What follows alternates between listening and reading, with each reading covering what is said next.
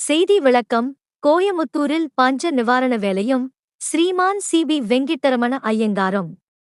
கோயமுத்தூரில் பஞ்ச நிவாரண வேலைக்காக 2102 ரூபாய் எட்டணா செலவாகியிருக்கிறது.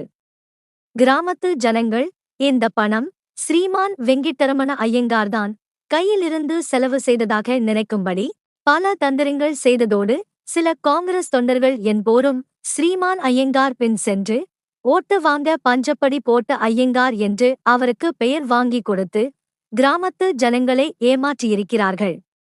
இதன் ரகசியம் என்னவென்றால், பஞ்ச நிவாரண வேலைக்காக பொதுஜனங்களிடமிருந்து வசூலாகி வந்த பணத்தை ஸ்ரீமான் எஸ். சீனிவாச ஐயங்கார் தூக்கி ஸ்ரீமான் வெங்கிட்டரமண ஐயங்காரிடம் கொடுத்து செலவு செய்யும்படி சொல்லியிருக்கிறார். அந்த பணத்தை வாங்கி தான் செலவு செய்ததாக அவர் நடித்திருக்கிறார். இந்த நடிப்புக்கு காங்கிரஸ் தொண்டர்கள் திரைப்பிடித்து இருக்கிறார்கள். இவ்வளவுதான் ரகசியம். இதை மே 3, 1926 சுதேசமித்திரன் பத்திரிகையிலேயே பார்க்கலாம்.